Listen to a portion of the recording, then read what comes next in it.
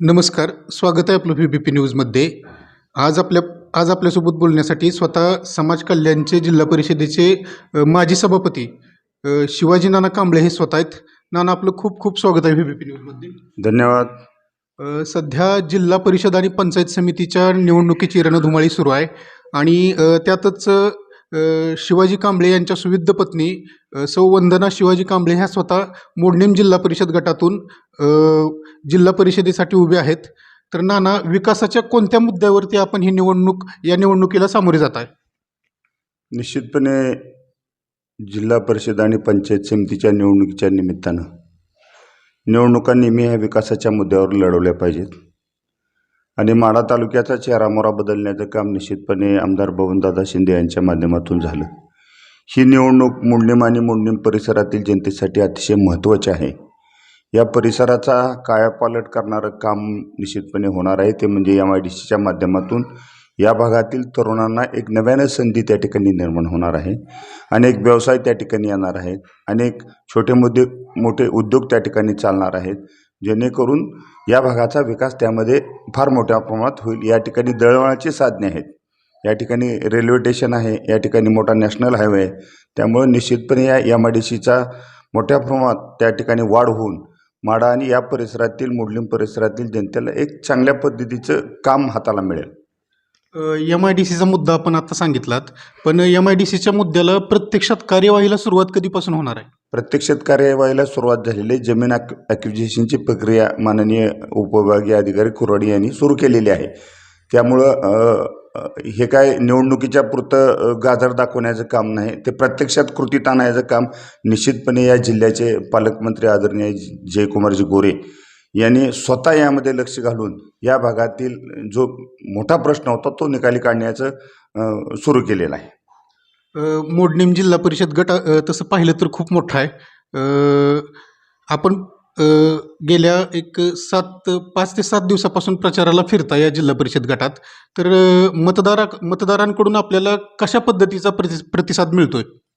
निश्चितपणे भारतीय जनता पार्टीचं कमळ हे चिन्ह आम्हाला मिळालेलं आहे आणि गेल्या 5-6 दिवसामध्ये मतदारसंघामध्ये आम्ही होम टू होम प्रत्यक्षात गाठीभेटी घेऊन मतदाराशी संवाद साधण्याचा प्रयत्न आम्ही निश्चितपणे करतो आहे. गेल्या 30 वर्षाच्या 25 वर्ष ही माझी 6वी निवडणूक आहे आणि गेल्या 30 वर्षाच्या इतिहासामध्ये लोकांशी असणारा संवाद, लोकांशी असणारं नातं आणि या सगळ्या प्रक्रियेतून एक आपला माणूस म्हणून लोकांना, एक जवळचा माणूस आहे, आपला कामाचा माणूस आहे, ही एक लोकांच्या मनामध्ये असणारा एक दृढ विश्वास आहे आणि त्या विश्वासाच्या जोरावरतीच आम्ही ही निवडणूक जिंकतोय. मोडणीमचा जर विचार करायचा झालं तर मोडणीम हे या मतदारसंघातलं खूप मोठं गाव आहे आणि 20 ते 25 खेड्यांचा डायरेक्टली मोडणीमशी संबंध येतो. तो बाजारपेठेच्या रूपानं असेल, मार्केट कमिटीच्या रूपानं असेल, पण सध्याची मोडणीम मार्केटची परिस्थिती अशी आहे की बाजारपेठ असेल, मोडणीम मार्केट असेल, हे ओस पडत चाललेलं आहे. तर भविष्यात यासाठी आपल्याकडे कोणत्या उपाययोजना असणार आहेत? निश्चितपणे ओस पडत चालले असं मला म्हणायचं नाही. मला असं म्हणायचं की आता नव्यानं मोडणीम मार्केटचा विकास होऊ लागला. त्याचं कारण की मोडणीम शिना-माढा उपसा जलसिंचन योजनेच्या माध्यमातून मोडणीम असेल, जाधववाडी असेल, बैरागवाडी असेल, आरण परिसर, हा सगळा परिसर पंचकृषीला या योजनेचं पाणी आल्यामुळे या ठिकाणी बागायत क्षेत्र वाढलं आणि बागायत क्षेत्र वाढल्यानंतर मग शेतकऱ्याच्या हाताला काम मिळायला लागलं, मजुराला काम मिळायला लागलं आणि मग शेतकऱ्याची आर्थिक उन्नती निश्चितपणे चांगली झाल्यामुळं बाजारपेठेची आता गेल्या 5 वर्षापूर्वीची आताची परिस्थिती काढली तर मोडणीमच्या बाजारपेठेमध्ये एक चांगलं वातावरण आहे असं मी रोज पाहतो. आपण कमळ या चिन्हावरती निवडणूक लढवत आहे. आपला मोडणीम जिल्हा परिषद गट म्हणा किंवा आपला सोलापूर जिल्हा म्हणा, हा ग्रामीण भागात मोडला जातो. तर काही लोकांतून असंही बोललं जातं की कमळ हे चिन्ह लोक स्वीकारायला अजूनही तयार नाहीत. नाही, असं काही नाही की या देशामध्ये भारतीय जनता पार्टीचं सरकार आहे. आदरणीय नरेंद्रभाई मोदी पंतप्रधान आहेत. राज्यात देवाभाऊचं सरकार आहे. त्या ठिकाणी चांगलं काम आहे आणि सोलापूर जिल्हा परिषदेमध्ये भारतीय जनता पार्टीचीच सत्ता येणार, ह्यामध्ये कुठल्याही प्रकारची अडचण नाही. कारण कमळ हे आता रुजलेलं आहे, कमळ वाढलेलं आहे आणि मग कमळाच्या माध्यमातून अनेक प्रकारच्या चांगल्या योजना सरकारच्या माध्यमातून जनतेला मिळतात. मग लाडकी बहीणची योजना असेल, शेतकऱ्याला अनेक ट्रॅक्टरचे अनुदान असतील, अनेक शेतकऱ्याला चांगली मदत सरकारच्या माध्यमातून असेल, ही सगळी विकासाची कामं निश्चितपणे भारतीय जनता पार्टीच्या माध्यमातून केली जातात. आणि त्यामुळं व्यक्ती कोण आहे याच्यापेक्षा भारतीय जनता पक्ष फार मोठा आहे आणि त्या मोठ्या पक्षामध्ये आम्हाला काम करण्याची संधी मिळते. त्यामुळं या ग्रामीण भागातील एक सर्वसामान्य नागरिक, जनता, शेतकरी पक्ष कमळ हे चिन्ह बघूनच आता निवडणुकीला सामोरं जातो आहे. आणि मग कमळाच्या चिन्हावरती अनेक देश पातळीवरती चांगल्या निवडणुका झाल्या, राज्यात झाल्या. आणि मग भारतीय जनता पार्टीचं कमळसुद्धा निश्चितपणे या भागामध्ये अतिशय चांगल्या पद्धतीचं मतदान, की गेल्या अनेक वर्षे कधी झालं नव्हतं एवढं चांगलं मतदान या निवडणुकीमध्ये भारतीय जनता पार्टीला होणार आहे, हा माझा विश्वास आहे. आपली परवा जी मोडणीमला सभा झाली त्या सभेनंतर विरोधकांकडून अशी आपल्यावरती टीका केली जाते की सत्तेचा कुठंतरी दुरुपयोग केला जातोय. नाही, सत्ता ही सर्वसामान्याच्या विकासासाठी वापरली पाहिजे आणि ती वापरण्याचं काम निश्चितपणे जिल्ह्याचे पालकमंत्री करतात.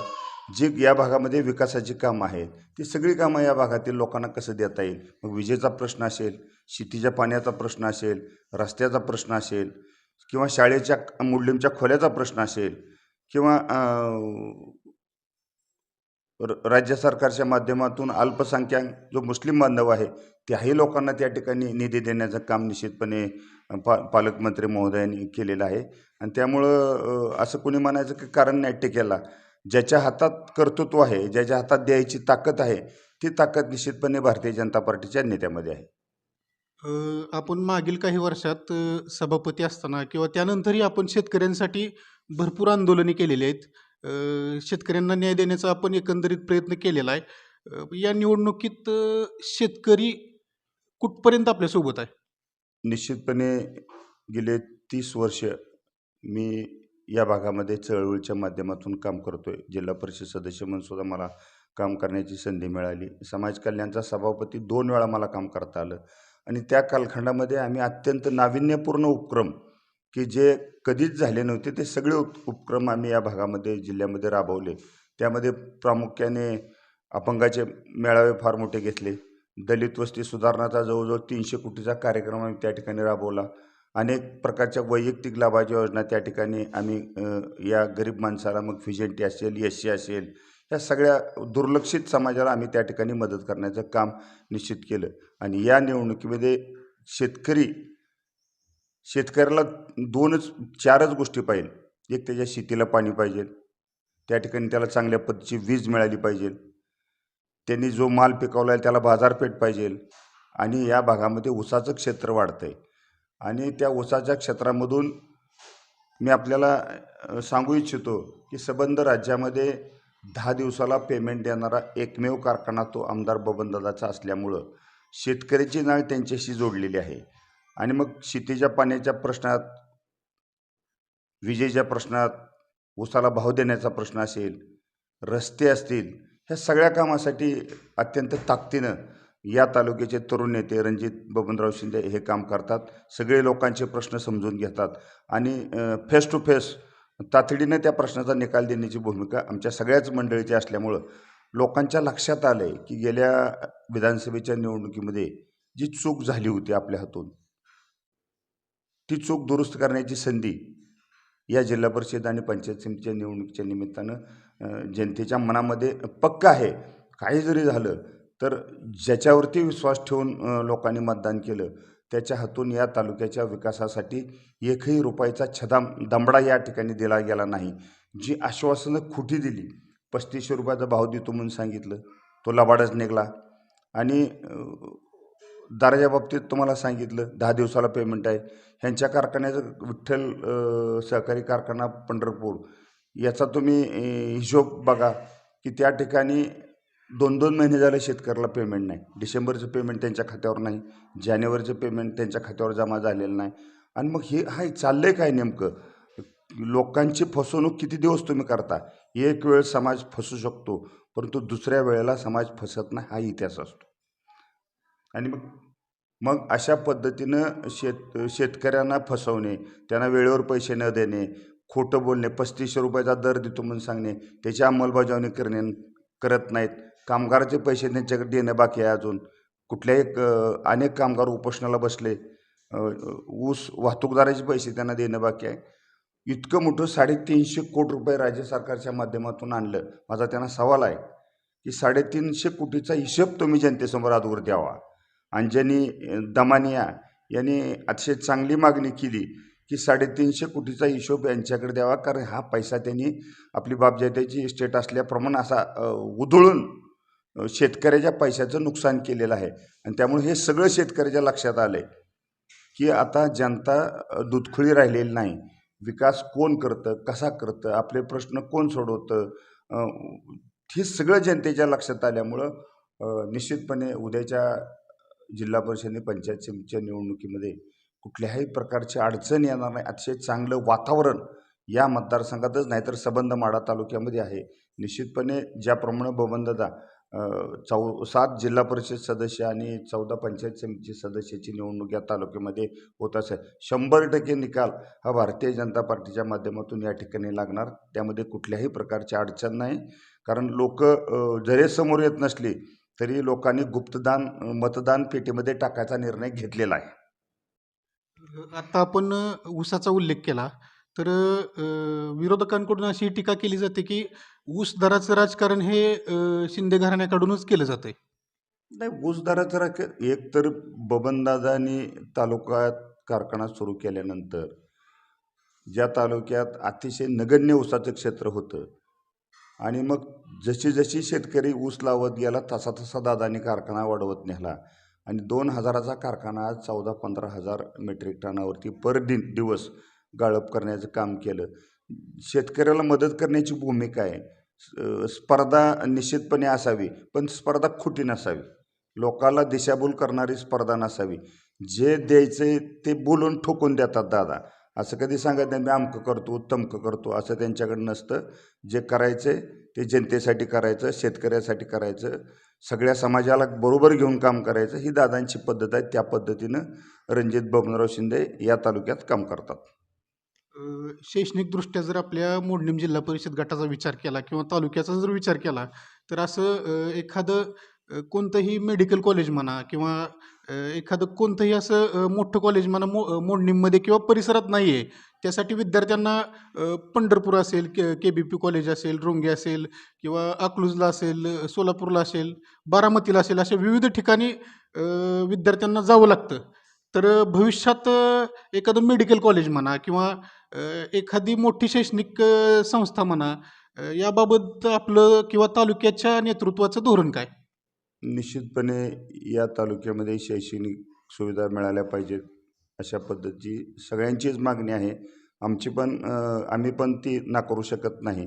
परंतु रणजित बबनराव शिंदे यांनी या तालुक्यामध्ये ॲग्रीचं कॉलेज काढलं, बी फार्मसीचं कॉलेज काढलं, डी फार्मसीचं कॉलेज काढलं आणि मग ह्या सगळ्या कॉलेजेसचा मुख्य हेतू काय आहे तर ग्रामीण भागातील जे विद्यार्थी आहेत त्यांना मोठ्या शहरामध्ये जाऊन सुखसुविधा त्या ठिकाणी मिळतात किंवा त्या ठिकाणी अधिकचा खर्च करावा लागतो. परंतु भविष्यामध्ये तालुक्याच्या नेतृत्वाने या भागामध्ये आता एखादं मोठं कॉलेज काढायचं म्हणलं तरीसुद्धा जागेचा मोठा प्रश्न आता जवळजवळ 50-100 एकर जागा ही मिळत नाही, वस्तुस्थिती आहे. त्यामुळं भविष्यात ज्या ठिकाणी जागा आपल्याला या परिसरात मोठ्या प्रमाणात मिळाली 100 एकर किंवा 50 एकराच्या पुढं तर निश्चितपणे तालुक्याच्या नेतृत्वाला आम्ही विनंती करू. तशा पद्धतीचं या भागामध्ये शैक्षणिक संकुल उभारण्याचा त्यांच्याशी आम्ही त्यांना सातत्याने पाठपुरावा करू आणि ती मागणी आम्ही मान्य करून घेण्याचा प्रयत्न करू. नाना, शेवटचा प्रश्न आपल्याला असा आहे की निवडणुकीच्या निमित्ताने आपण संपूर्ण मतदारसंघात फिरताय. आपल्याला विजयाची खात्री कुठपर्यंत वाटते? संपूर्ण या मोडलीम जिल्हा परिषद मतदारसंघामध्ये 10 गावं आहेत. मग मोडलीम असेल, जाधववाडी, बैराववाडी, आरण असेल, तुळशी असेल, परितेवाडी असेल, वरवडं, होळे, उजनी आणि लवण ही 10 गावाचा मोठा मतदारसंघ आहे. आणि हा मतदारसंघ आणि माझं अतिशय जिव्हाळ्याचं नातं आहे. कारण या मतदारसंघातील सगळ्याच सुखदुःखाच्या गोष्टी असतील त्यावेळेला मी सातत्याने जनतेबरोबर असतो. माणूस कुठल्या जातीचा धर्माचा आहे याच्यापेक्षा माणसाची गरज काय आहे हे ओळखून मी काम करतो.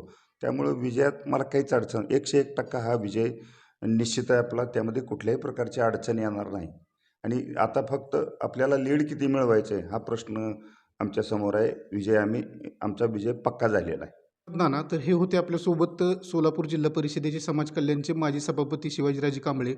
तर त्यांनी आपल्याला असं सांगितलं की ही निवडणूक केवळ आम्ही मोडणीम जिल्हा परिषद गटाच्या विकासासाठी आणि शेतकऱ्यांच्या, विद्यार्थ्यांच्या, सर्वसामान्य लोकांच्या कल्याणासाठीच लढवत आहोत. या निवडणुकीला सामोरे जात आहोत आणि भविष्यात शेतकरी असेल, विद्यार्थी असतील, सर्वसामान्य जनता असेल, गोरगरीब जनता असेल, या सर्व जनतेला जिल्हा परिषद असेल, तालुका पंचायत समिती असेल, याच्या माध्यमातून जिल्हा परिषद आपल्या दारी आणि पंचायत समिती आपल्या दारी हा उपक्रम राबवून सर्वसामान्याचं हितच यातून जोपासण्याचा प्रयत्न केला जाईल. FBP न्यूजसाठी विजयकुमार परबत, मोडणीम.